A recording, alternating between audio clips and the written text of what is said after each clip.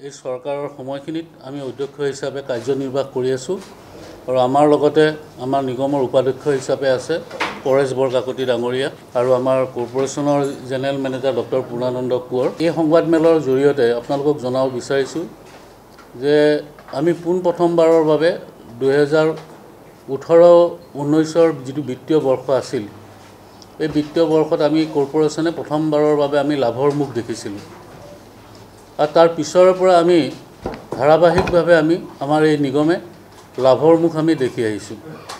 আৰু যোৱা যিটো বিত্তীয় বৰ্ষ আছিল, বিশেষভাৱে 22-23 যোৱা যিটো 22-23ৰ বিত্তীয় বৰ্ষ আছিল, যিটো যোৱা মাৰ্চ মাহত সমাপ্ত হৈছে, এই যোৱা বিত্তীয় বৰ্ষটো আমি প্ৰায় 62,75,000 টকা আমি পুনৰ লাভ কৰিবলৈ সক্ষম হৈছোঁ আমাৰ কৰ্পোৰেচনে।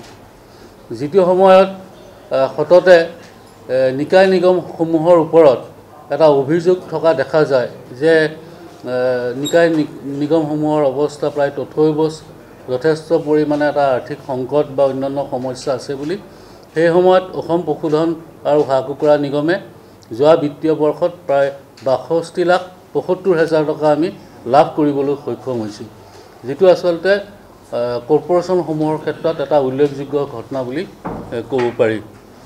আৰু তাৰ লগতে মই এইটো কথাও ক'ব বিচাৰিছোঁ যে যোৱা সময়খিনিত আমি দায়িত্ব লোৱা ঠিক পিছৰে পৰা এই সময়খিনিত আমি অসমৰ প্ৰায় 23,000 যুৱক যুৱতী আৰু বিভিন্ন ক্ষেত্ৰৰ লোকক আমি ট্ৰেইনিং দিছোঁ।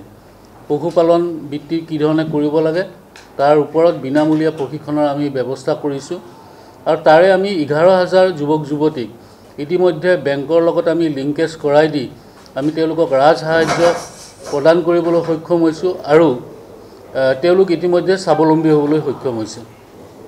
এইটো এটা অতি গুৰুত্বপূৰ্ণ কথা, কাৰণ আমি ট্ৰেইনিঙৰ ব্যৱস্থাটো, কাৰণ আমাৰ কৰ্পোৰেচনৰ এটা মূল লক্ষ্যই হ'ল যে কি ধৰণে উপযুক্ত বা বিজ্ঞানসন্মত প্ৰশিক্ষণৰ ব্যৱস্থা কৰি আমাৰ এই ছেক্টৰটোক আগবঢ়াই নিব পাৰি বা এই ছেক্টৰটোত বেছি লোকক জড়িত কৰিব পাৰি, বা আমাৰ উৎপাদন আমাৰ ৰাজ্যখনত হাঁহ কুকুৰাই হওক, গাহৰি ছাগলীয়ে হওক বা দুগ্ধই হওক, গাখীৰে হওক, কি ধৰণে উৎপাদনটো বৃদ্ধি কৰিব পাৰি। আৰু এই গোটেই কথাটোৰ ওপৰত গুৰুত্ব দি আমি ট্ৰেইনিংটো যোৱা সময়খিনিত বৃদ্ধি কৰিলোঁ। পূৰ্বতে আমাৰ ট্ৰেইনিংটো আচলতে গুৱাহাটী কেন্দ্ৰিক আছিল। আমাৰ এই পশুধন নিগমৰ কাৰ্যালয়তে আমি ট্ৰেইনিঙৰ ব্যৱস্থা কৰিছিলোঁ, কিন্তু যোৱা 2 বছৰত আমি ট্ৰেইনিংটো অসমৰ বিভিন্ন ঠাইত কৰাৰ ব্যৱস্থা কৰিলোঁ।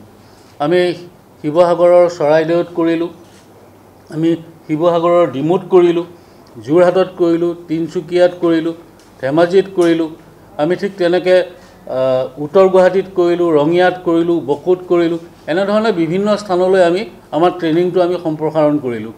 আৰু আমি ঠিক তেনেধৰণে এইবাৰো আমি ঠিক কৰিছোঁ যে অসমৰ বিভিন্ন ঠাইত আমাৰ এই ট্ৰেইনিংসমূহ আমি অনুষ্ঠিত কৰিম, সেইটো এটা কথা। আৰু অকল আমি যে আমাৰ এই নিবনুৱা যুৱক যুৱতীসকলক বা বিভিন্ন ছেক্টৰৰ লোকক আমি ট্ৰেইনিং দিছোঁ তেনেকুৱা নহয়। আমাৰ ইয়াৰ পৰা আমি বিশেষভাৱে আপোনাৰ প্ৰাক্তন আত্মসমৰ্পণকাৰী আলফা সদস্যসকল আৰু BLTৰ সদস্যসকলকো আমি প্ৰশিক্ষণ দিয়াৰ ব্যৱস্থা কৰিছোঁ। তাৰ উপৰিও কটন বিশ্ববিদ্যালয়, USTM আৰু আমি NEF যিখন আমাৰ ল কলেজ আছে, তাৰ ছাত্ৰ ছাত্ৰীসকলৰ কাৰণে আমি দক্ষতা বিকাশৰ বাবে আমি এই প্ৰশিক্ষণৰ আমি ব্যৱস্থা কৰিছোঁ। তাৰ বাহিৰেও আমি আদিবাসী ছাত্ৰ সন্থা, চাহ জনজাতি ছাত্ৰ সন্থা, Deori autonomous council, Bodo Kachari autonomous council, তেওঁলোককো আমি ট্ৰেইনিং দিয়াৰ ব্যৱস্থা আমাৰ কৰ্পোৰেচনৰ পৰাই কৰা হৈছে। যোৱা সময়খিনিত এইধৰণে আমি আমাৰ ট্ৰেইনিংটো আমি সামৰি লৈছোঁ, যাতে বহু লোক বা বহু যুৱক যুৱতী এই ট্ৰেইনিঙৰ পৰা উপযুক্তভাৱে তেওঁলোকে ভৱিষ্যতৰ দিনত তেওঁলোক স্বাৱলম্বী হোৱাৰ পথটো যাতে তেওঁলোকে গ্ৰহণ কৰিব পাৰে।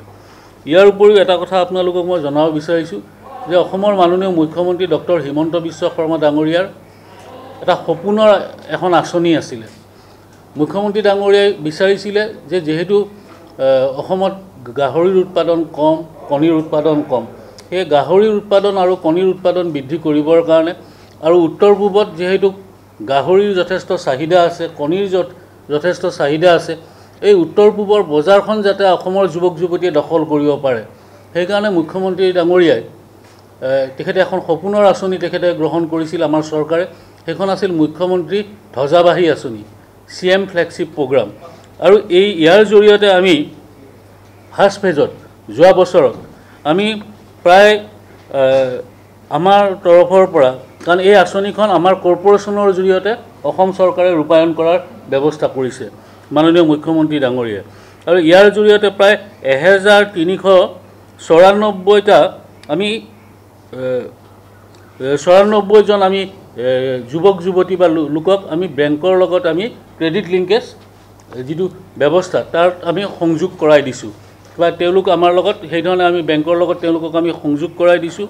আৰু তাৰ উপৰিও আমি যোৱা বছৰত প্ৰথম পৰ্যায়ত আমি আমাৰ এই আঁচনিৰ জৰিয়তে মানে CM ফ্লেক্সি প্ৰগ্ৰামৰ জৰিয়তে আমি প্ৰায় 7,78,00,000 টকা এইটো গাহৰি উৎপাদনৰ কাৰণে আৰু কণী উৎপাদনৰ কাৰণে 2,56,00,000 টকা ইতিমধ্যে ৰাজসাহায্য হিচাপে আমি কৰ্পোৰেশ্যনে মোকলাই দিছোঁ। এই ধনটো আমি মোকলাই দিছোঁ যাতে গাহৰি উৎপাদন আৰু কণী উৎপাদনৰ ক্ষেত্ৰত আমাৰ যিখিনি যুৱক যুৱতী আছে তেওঁলোক যাতে প্ৰতিষ্ঠিত হ'ব পাৰে, তেওঁলোক যাতে আত্মনিৰ্ভৰশীল হ'ব পাৰে।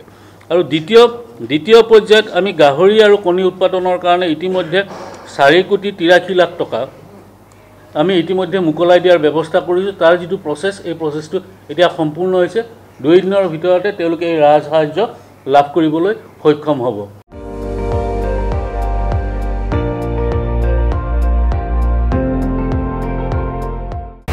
আপুনি চাই আছে ND24, সৰ্বশ্ৰেষ্ঠ নহয় সৰ্বোত্তমৰ দৌৰ।